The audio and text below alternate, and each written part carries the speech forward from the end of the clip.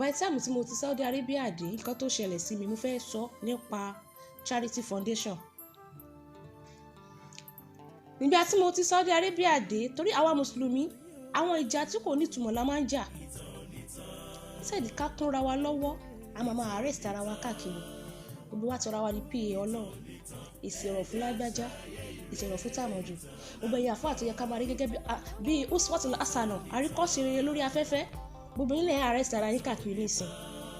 àwọn kan ò ṣe sorry àwọn kan ṣe sorry àwọn kan àtẹ̀ntó arrest èèyàn àtẹ̀ntó wọn arrest ta ló ní lọ́kàn gbangba pé lọ́jọ́ ìgbéǹde àlìkíyámọ̀ ó wà nínú àwọn ẹni ẹ̀sà. Ẹ má jẹ́ ká máa parọ́ tanra wa Islam àfẹ́ràn ara wa rárá bó ṣe lè kó kéré mọ́. Nígbà tí mo ti Saudi Arabia dé síwájú kí tó dé a ti dá platform kan láti 2017 àbí 2018 ṣẹ́gẹ́t lórí WhatsApp torí program yìí gẹ̀ orí WhatsApp láti bẹ̀rẹ̀ sí ní ṣe nígbà yẹn láti fi máa rescue ara wa láwàtàwà ní Saudi Arabia gbà yẹn a wá dá program yẹn kalẹ̀ lórí WhatsApp lélẹ̀ bóyá wá sí 2 years anniversary ní àjọ̀dún ní tẹ̀mọ́ iye yes tá a ṣe nígbà yẹn a wá contribute owó jọ láàrin ara wa tá a ṣe contribute owó jọ láàrin ara wa ìjọ tá a ṣe anniversary yẹn náà owó tá a tún rí a tún make sure pé a contribute àti àtúnhàjẹmọ́ ilé tó ti wà nílẹ̀ lórí Star Lady Fans Club lórí on WhatsApp program group owó yà wá kó gbogbo owó ìpapọ̀ lákòjọ a ò pé kí la lè fi ṣe àṣà máa bá àwọn president bá mi ultimate alájà Khadija gbogbo àwọn tó jẹ́ admin da Alade àǹkó da Yusuf kí la lè fi owó yìí ṣe adábàá yìí pé ká fowó ìgbẹ́ kànga síbi tí kò bá sómi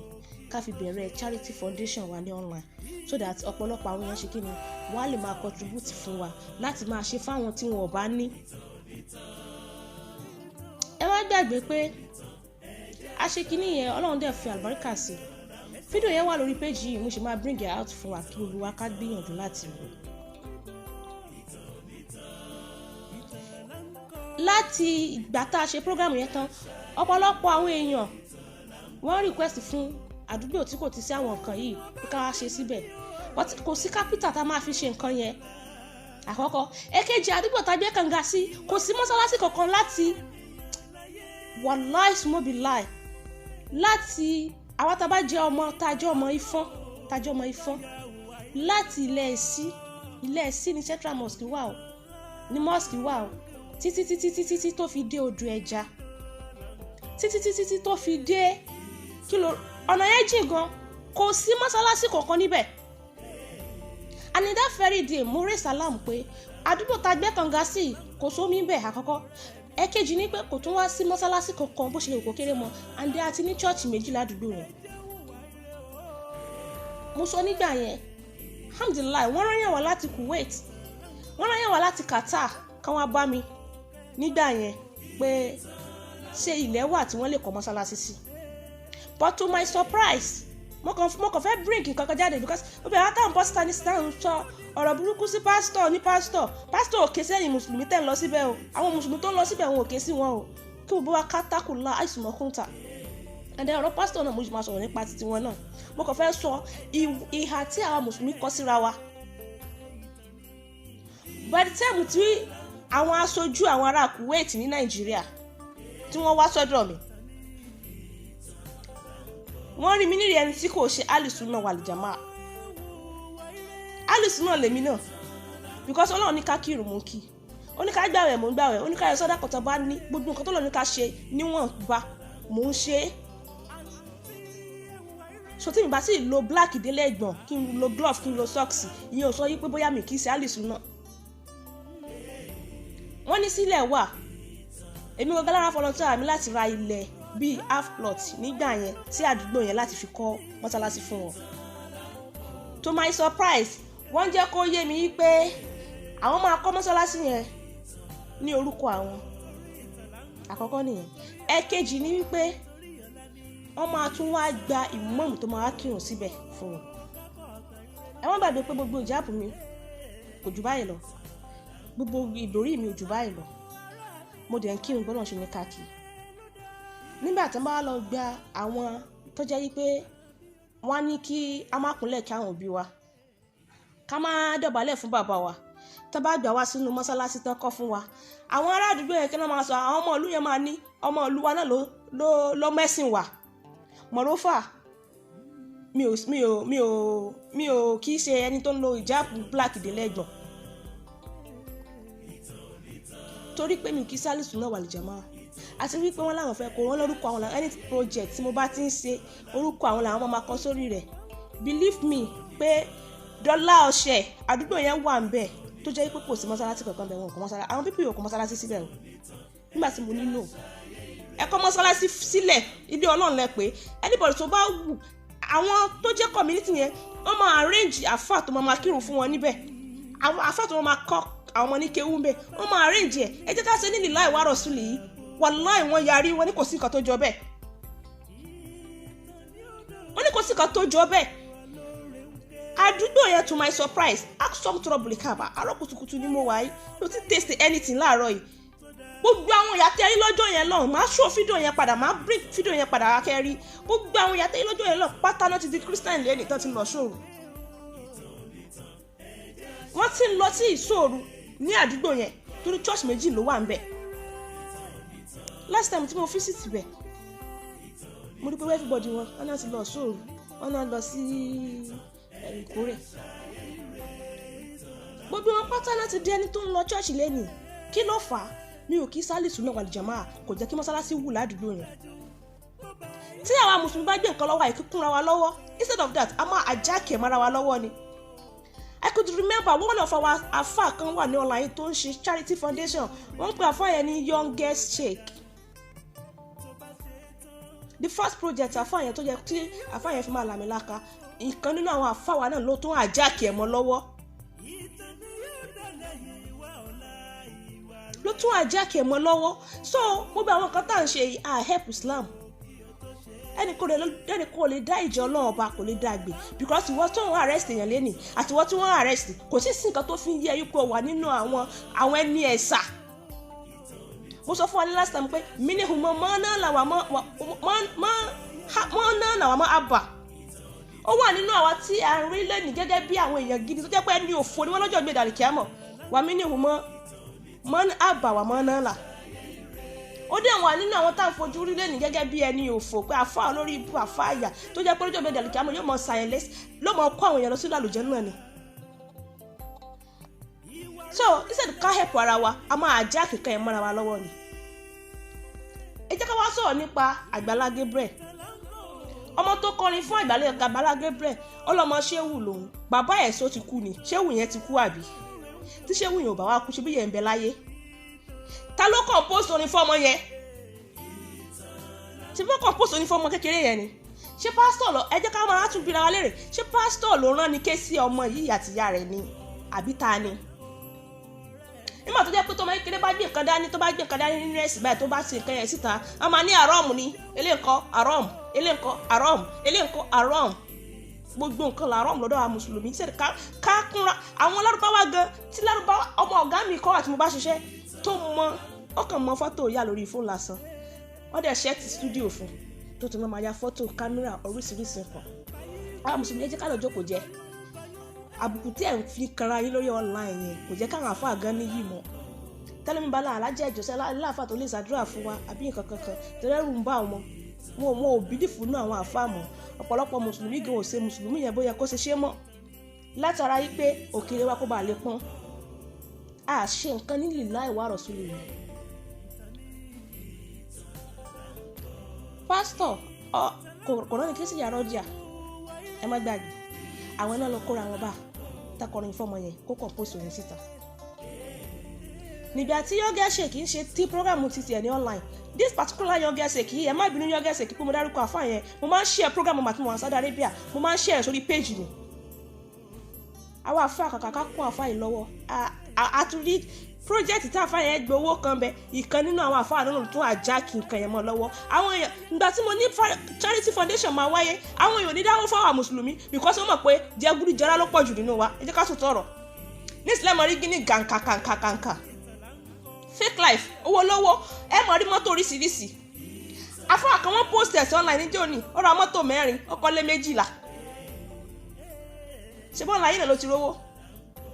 Kí ni contribution sí society kí ni nǹkan tó ṣe fún society ní last time mo wo fídíò bàbá kájú ẹ̀ tí wọ́n ń sọ nípa kí lorúkọ lady tí ó ṣe ayé àtìlẹ̀ tó ka Kùránì nìyẹn nítorí pé ní dáwà nìyẹn. Ẹ bá fẹ́ ṣe nǹkan fún yàn ẹ ṣe ìlà ìwà rọ̀tún lè yí ẹ get out ẹ gbójú kúrò ńbẹ̀. But instead of that àwa mùsùlùmí àwọn máa bí fún ara wa ni ọ̀nà tí lágbájá ń ṣe tó fi dáa àwọ̀ náà tí ó fi wó. Ẹ má bẹ́ẹ̀ gbé pé Agbala Gabriel ti rọ́díà nìkan lẹ́rí nínú church Agbala Gabriel rọ́díà ọmọ kékeré yẹn nìkan lẹ́rí àbí Muyideen tí wọ́n pàdé lójú títì nǹkan tí wọ́n kọ́lé fún ó bẹ̀ yẹn àfáà àtẹ̀ǹsì charity foundation gbà kan èèyàn mélòó lẹ́ kọ́lé fún àwọn owó tí wọ́n ń dá fún yín ká máa fi ṣe bíìlì láì ibo lẹ kó àwọn owó yẹn sí báwo làwọn yẹn ṣe máa dáwó fún yín nítorí káwọn èèyàn máa contribute fún pásítọ̀ yìí ni pé wọ́n ń rí nǹkan tí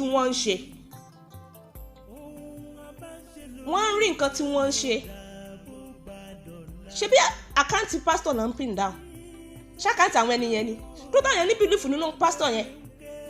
ìjẹ́ ẹni wọn náà fàáfàá kan lè pin àkáǹtì down nísìnyí in 24 hours kó rí 1 million naira lórí online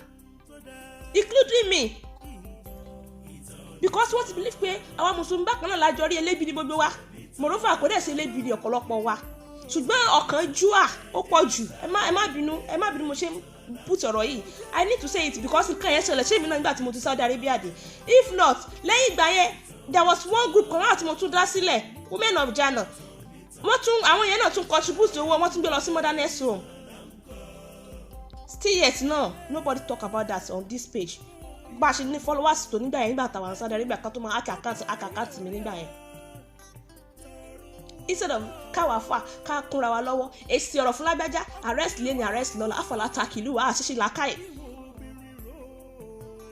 Muyideen wà bẹ́ẹ̀ that is number 2 tó jẹ́ mùsùlùmí. Ẹ wá lọ́wọ́ inú church yẹn lẹ́nìí gbàtà ní kọ́kọ́ bẹ̀rẹ̀ program wọn ẹ wo population wọn ẹ wo wọn lẹ́nìí I must tell you that pé 60% tó wà nínú church yẹn lọ́wọ́lọ́wọ́ báyìí mùsùlùmí ni wọ́n. Ìyá ìbejì ọmọ aráyé létí pásítọ̀ kọ̀ọ̀kan ẹ̀pù lọ́jọ́ yẹn lọ. Nínú wọn àbíkẹ́ wọn béèrè lọ́wọ́ sísítà ọmọ ìyá ìbejì yẹn pé ṣé mọ̀mọ́ ní international passport àpé ṣé mọ̀mọ́ ti travel out rí wọ́n wá ní yẹn pé wọ́n bá tí wọ́n lọ sí wọ́n ní international passport bó tó ti expire torí gbà tí wọ́n lọ sí Mecca tó ń túmọ̀ sí pé ìyá ìbejì ọmọ aráyé lè yìí the same ìyá ìbejì ọmọ aráyé lè tí pásítọ̀ kọ̀ọ̀kan bring Israel out she is a Muslim and she went to Mecca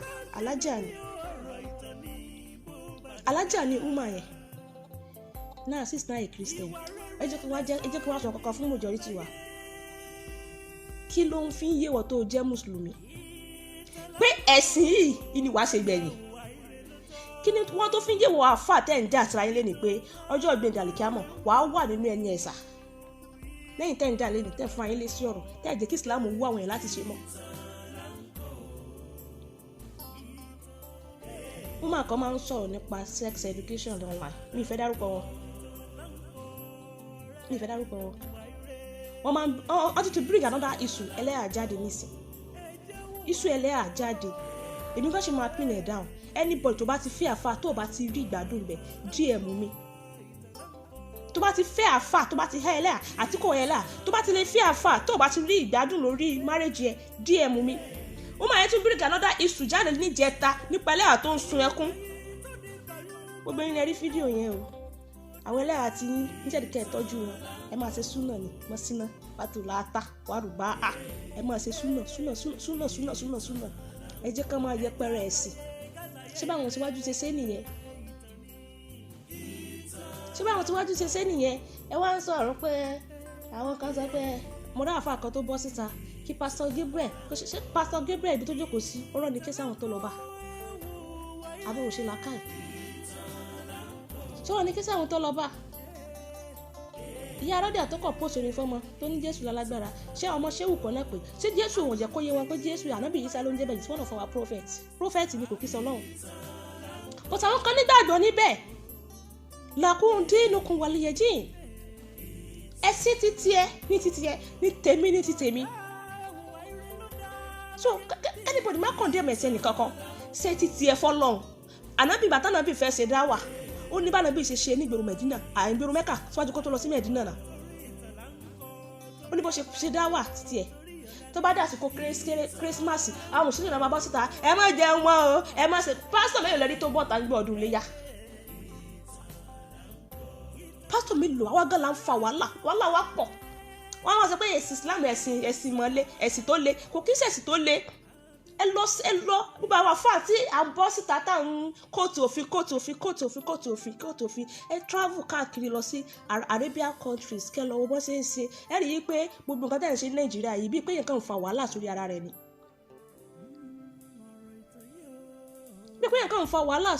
rẹ̀ ni. Ẹ jẹ́ ká gbìyànjú láti jẹ́ kí peace reign. Àwa mùsùlùmí yìí kan náà ni wọ́n sọ nípa ẹlẹ́bọ àwọn kan ẹlẹ́bọ wàláì mi ò fẹ́ sọ̀rọ̀ mo fi Kùránì búra because tí mo bá sọ̀rọ̀ nípa ọ̀rọ̀ ẹlẹ́bọ dé tí everybody yìí ń pariwo tẹ̀ǹtẹ̀númọ́ máa kọ́wọ́ bọ̀ tó yẹ kí n kọ́wọ́ bọ̀ máa kọ́ bíbi tó yẹ kí n kọ́wọ́ bọ̀ ẹni ní àfáà tó bá ti wẹsẹ̀ dúdú ẹlẹ́bọ ni torí kò sí ní Kùránì pé ká ìwẹsẹ̀ dúdú ẹni ní àfáà tó bá ti jó nǹkan ẹlẹ́bọ ni kò sí ní Kùránì bẹ́ẹ̀. Ẹ fẹ́ àwọn pípọ̀ ẹ jẹ́ kó bá kù sí ẹ̀sìn tó bá ṣe wù ẹ má dá wàhálà sílẹ̀ mọ́ ẹ jẹ́ kó bá kù sí ẹ̀sìn tó bá ti wù ẹ má dá wàhálà sílẹ̀ mọ́ kí ló dé àfáàní lẹ́nìí àfáàní lọ́la kò wá jẹ́ kẹ́yìn àfáà yẹn gan kó ní káwọn àfáà níyì mọ́ people are not ready to marry àfáà again tí bá sàpínlẹ̀ ànábì tó kọrin ẹni bá ń wọ́wọ́ kẹ́ fọ́lọ́wọ́ ẹ tó bá fi àfáà tó níṣẹ́ lọ́wọ́ ìyá jẹ́ palabaya sí ọ lára tí wọ́n gò tó ní iṣẹ́ ìyá ó jẹ́ palabaya sí ọ lára tí bá ṣe àwọn àfáà TikTok táwọn náà ti ń tú sí ara wọn ní ìsìn tó ti ń gbọ́n tó ti ń wò pé òkè ọ̀nà wo làwọn fi lè rówó táwọn náà ti ń ṣe kí n tó ti ń wá jámọ́jámọ́ káàkiri. Ẹ máa ń sọ fáfà ọ̀tọ́kọ̀lọpọ̀ ìwà àfáà ni àwọn lẹ́tàlá àfáà kò ní ṣe lápá go and find work. Àwọn lọ́rùbáwá náà ń ṣiṣẹ́. So ẹ̀yin àfáà wa ẹ jẹ́ kó gún mi inshort yín tán kó gbogbo yín papọ̀ ẹ ti ń da olórú papọ̀ mọ́ sàpàtì ẹ ti jẹ́ ká máa da gbogbo ẹ̀ papọ̀ mọ́ra wọn àwọn tí wọ́n yẹ kí àwọn bàbá wa tó ti lọ tẹ̀yẹ jẹ́ kíṣẹ́ wọn hàn mọ́ látara wọ́n ran tá à ń ṣe ní online. Èsì ọ̀rọ̀ fún lágbájá èsì ọ̀rọ̀ fún tàmọ̀dù ọ̀rọ̀ tí kìíní kan sọ yẹn màá fún un lésì ilé kan tí gbogbo ọ̀rọ̀ ló lésì ni ṣé gbogbo wa pátá láàrí kẹ́lì mọ́tò sàádà wí ká tó kú ni ṣé gbogbo wa pátá láwà lẹ́ni ẹ̀sà ni ẹni tó bá wù kó lọ gbégbá òòsà kó gbé sórí kó lọ jẹ́ gàníyàmọ́ kó gbégbá òòsà kó gbé sórí ẹ fi sílẹ̀ lẹ̀ Ọlọ́run ti kádàrà pé ó ti wà lẹ́ni àánú nìyẹn tẹ́ bá ṣe wáàsí fún ní pẹ̀lẹ́pẹ̀lẹ́ ṣe bá nàbí ìjẹ́ pé yẹ pé ọ̀nà mẹ́rin láti lè gbà báyọ̀ sọ̀rọ̀ kí ló tó gbogbo yín wá ń pariwo lẹ́yìn tí gbogbo yín tẹ̀ kàn ṣe bó ṣe wù ní lórí afẹ́fẹ́. Bí mo ṣe ń sọ̀rọ̀ yìí ní ìsìn báyìí lọ́dọ̀ àwọn jáìlì àrọ́ọ̀mù ni torí obìnrin mùsùlùmí ìbọ̀lọ̀ bọ́ta wá sọ̀rọ̀ obìnrin mùsùlùmí ìbọ̀lọ̀ tí kìíní kan ṣé wọn ló fẹ́ judge mi níwájú Ọlọ́run ni. Ok fine tíyẹn bá lóun ò ṣẹ̀sìn mùsùlùmí mọ́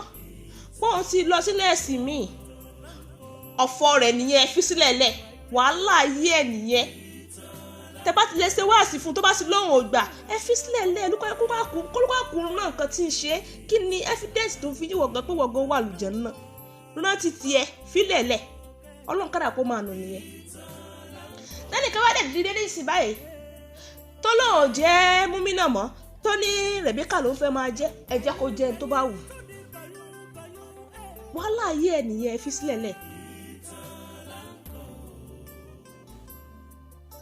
Akanita ìwọ Ọlákúnlé lọ́lọ́dọ̀ lèmi ẹ̀yin lẹ ní mímọ̀ jù ṣàìtàn ló ní ìmọ̀ jù ó padà dẹni àná ó dẹni òfò mo ní kẹ́ ẹ fi làákàyè ṣe jìyàdì mo sọ fún yín mi ò ṣetán láti bú àfa kankan bí báyìí but gba àwọn afáwà tààrin lórí afẹ́fẹ́ iṣẹ́ nìkan encourage àwọn èèyàn sí ọ̀nà tó jẹ́ pé èèyàn máa láìkì ìyẹn máa wí Islam máa wuyì láti ìjàlẹ̀ ń jà ẹ múra yín lọ sí kóòtù lẹ́nu, ẹ múra yín lọ sí kóòtù lọ́la ni, ẹ múra yín lọ sí kóòtù lẹ́nu. Mùsùlùmí sí mùsùlùmí nìyẹn o. Wọ́n ní èmi o olódo lèmi, ìwọ tó kéwú kí ló fi dà, ìwọ tó kéwú kí ló fi dà.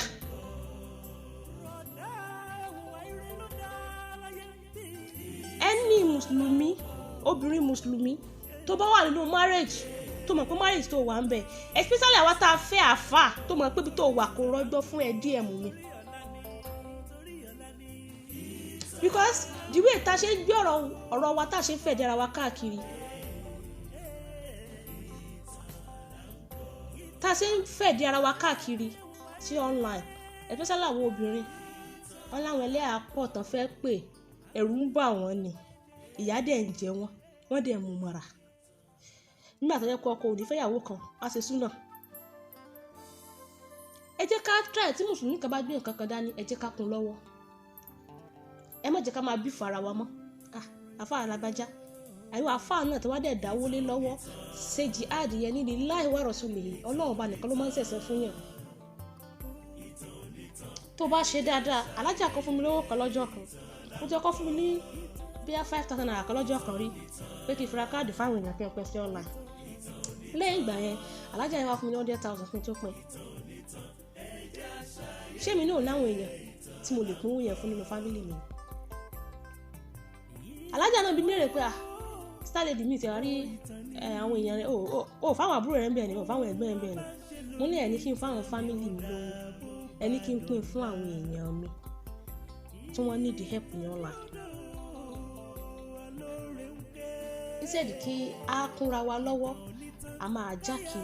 nǹkan tẹ́nìkan bá ń ṣe ni. Àfáà tó ra mọ́tò 4 tó sílé 12, mi ní dárúkọ yín. Gbogbo yẹn come online fún mi o, I don't even care. Mo tún ní mi nílá sọ̀rọ̀ yẹn àfàmọ́. Ẹ rí pé gbogbo ṣe ń sọ̀rọ̀ yìí, mo ń sọ̀rọ̀ bí ikmọ̀ because mi ò mention anybody. Mi ò mention orúkọ ẹnìkankan nínú àwọn àfáà wa. Ṣùgbọ́n wá sí pẹ̀tẹ̀pẹ̀tẹ̀ ẹ̀ ní ẹni tó bá ti tabakọ́lọ́ tó bẹ̀ ṣe. Àfáà tó kọ́lé 12 tó ra mọ́tò 4 nínú online yín lórí page yín, kò sáwọn tí wọn ò ní bẹ́ẹ̀ àbí? Kò sáwọn tẹ́ lè help níbẹ̀? Kò sáwọn tẹ́ lè fún ní nǹkan níbẹ̀? Ẹ wá ní Pastor Gabriel yìí ṣe dáadáa, kò ní ṣe dáadáa. Ṣé Pastor Gabriel yẹn ò kọ́lé lẹ́nu mẹ́ta? Ṣé kò ṣó ilé tó kọ́? Ṣé Pastor ò ṣó ilé tó kọ́? Ṣé bí gbogbo wa la rí ilé tí Pastor kọ́kọ́ yọ kan ni? Ó dẹ̀ ó kọ́ neat. Ṣùgbọ́n Pastor despite pé wọ́n ń dá owó fún un tó náà dẹ̀ tún kọ́ ilé nínú gini, anybody ọ̀rọ̀ sọ nípa pé Pastor bí ló fi owó tó fi kọ́lé o. Kò yẹ ẹ̀ lè rọ́rọ̀ sọ torí pé Pastor láti owó tí wọ́n ń fún 90% owó tí wọ́n ń fún ilé ó fi ń ṣe fáwọn tí wọn ò ní. 10% ẹ̀ tó náà bàjẹ́ lábàṣàfihì. Ṣùgbọ́n àwọn tábà fún wa lówó kan ní ìsìn báyìí pé ká fún àwọn mùsùlùmí kan lówó ní ìsìn báyìí, tẹ́ǹgbà yẹn lẹ́ẹ̀rí sí rí gẹ́sínà gini tó wọ́ tí wọ́n ra 50,000. Ó tún wá kó iṣẹ́ sí lórí owó olówó, òrùlé owó olówó fọkànbalẹ̀. Ẹ wá ní wọ́n máa trust àwọn afá. Báwo ló ṣe fẹ́ trust yín mọ́? Nígbà tó ti di gbogbo gẹ́gẹ́ bí elébi. Tàbá ní foundation kan dé online ní ìsìn báyìí, èmi tí mo gbé foundation wá láti Saudi Arabia tí mo wò pé bó ṣe yẹ kó máa rí lọ lélẹ́yìí, tí àwọn àfáà dìde ńlẹ̀ tó sọ pé àwọn máa kọ́ mọ́sálásí ṣùgbọ́n orúkọ àwọn ló máa wà ń bẹ̀, àwọn máa wá imam tó máa kírun fún wọn níbẹ̀. Ẹ dẹ́kun nígbà tán bá ní ká má kílẹ̀ kí bàbá àti ìyá wa mọ́. Ṣáwọn community olùsọ pé ọmọ ìlú wa dẹ̀ lọ́mọ tó gbé kinní ìwà o, ọmọ yìí ló dẹ̀ lọ́ àwọn ẹ̀sìn akatakítí wa o. So gbogbo ẹ̀yin tẹ́ máa ń jà fẹ́sìn, ẹ tọ́ láti lọ sí àwọn Arabia country, especially Mamlakatu Saudiya, ibi tó jẹ́ bilad Muslim, ìlú àwọn mùsùlùmí. Ẹ lọ síbẹ̀ kẹ́ lọ gbé pẹ̀lú wọn, kẹ́ ẹ mingu pẹ̀lú wọn láàrin wọn. Àtọ́ fún gbogbo wọn lékè ó jámíà tán padlock yín mọ́bì kan tẹ́ ẹ̀ ní access àti máa kiri káàkiri. Ẹ try. Ẹni tó ń pè mí the same phone mi kejì kò sí nọ́mbẹ̀, the same phone mi fẹ́ dárúkọ yín ni o, the same phone náà ni mo fi ń ṣe program yìí ẹjọ́. Ẹ try láti mígù pàpà máwọn ọlọ́bọ̀ kẹ́ ẹ mọ̀ àwọn nǹkan tí kò bá yẹ àwọn nǹkan tẹ́ ẹ mọ̀ kẹ́ ẹ mọ̀. Ẹ kàn máa ń sọ pé ẹ lọ sílé kéwú ẹ wá dé wá ń kóòtù òfin. Ẹni tó yẹ pé lómi wà nílé kéwú gẹ́lẹ́ lé láàrin 4 years tàbí how many years tẹ́ máa ń lò bẹ́ẹ̀ yẹn from ilé kéwú sínú hostel tó wà ní kò mọ nǹkan tó ń ṣẹlẹ̀ níbẹ̀. Kò mọ nǹkan tó ń ṣẹlẹ̀ níbẹ̀. So ẹ jẹ́ ká gbìyànjú láti kúnra wa lọ́wọ́ ni láwa mùsùlùmí. Ìjà lẹ́nìí àwa la bá lẹ́bọjà àwa la bá kírísítẹ́nì jà èèyàn mélòó ló bá wa jà èèyàn mélòó ló bá wa jà pásítọ̀ mélòó ló bọ́ta lọ́jọ́ ọdún ló yẹ pé ẹ má jẹ ẹran ọdún o pásítọ̀ mélòó ló bọ́ta tó sọ bẹ́ẹ̀ tó bá dé àsìkò ní iye nísìn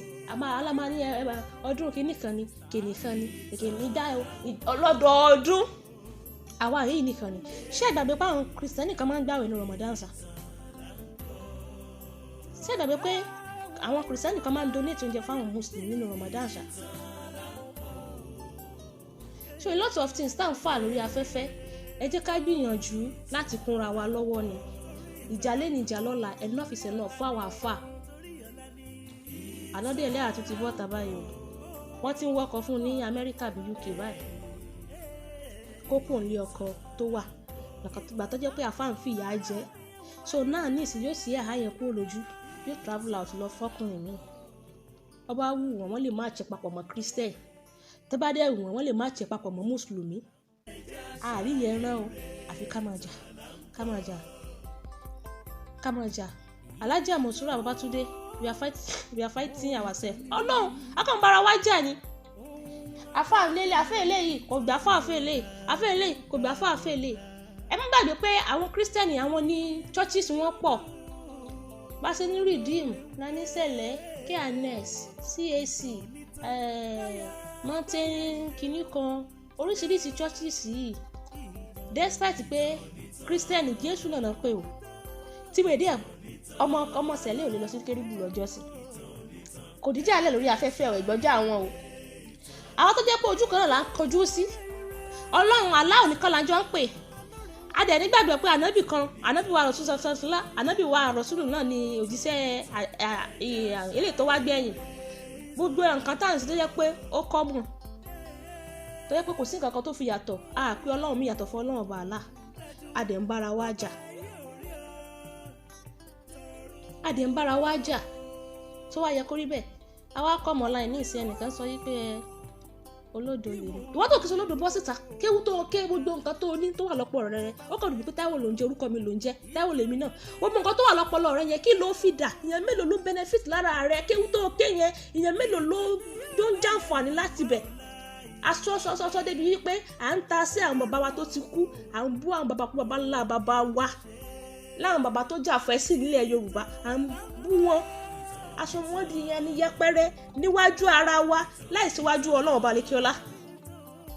àti wọn bọ́tà ní ìsìn tó wọ́n sọ̀rọ̀ pásítọ̀ Gabriel ṣé pásítọ̀ rán ni ké sí àwọn jáìlì tó lọ bá wọn ṣé pásítọ̀ rán ni ké sí wọn young girls shake tó ń ṣe charity foundation àfáà yẹn dà àfáà mélòó nínú àfáà online wo ló kún lọ́wọ́ àfi tíyàn bá kú nígbà tíyàn bá tó kú tán lẹ́tọ̀ọ́ mọ̀ pé àwọn fẹ́ help ẹ̀ nígbà tí bàbá wa Sanusewu ọlọ́ba lọ́rọ̀ ẹ̀mí rẹ o bàbá wo ló kú lẹ́nu ọjọ́ mẹ́ta ẹ̀ bàbá kan kú lẹ́nu ọjọ́ mẹ́ta ẹ̀ tí wọ́n ní accident àdàbíyà ni wọ́n ẹ jọ̀ọ́ ẹ bá mi tẹ́pù orúkọ bàbá náà bàbá yìí kú lẹ́nu ọjọ́ mẹ́ta yìí nígbà tí bàbá yìí kú tán everybody ṣẹ̀ṣẹ̀ ń contribute fún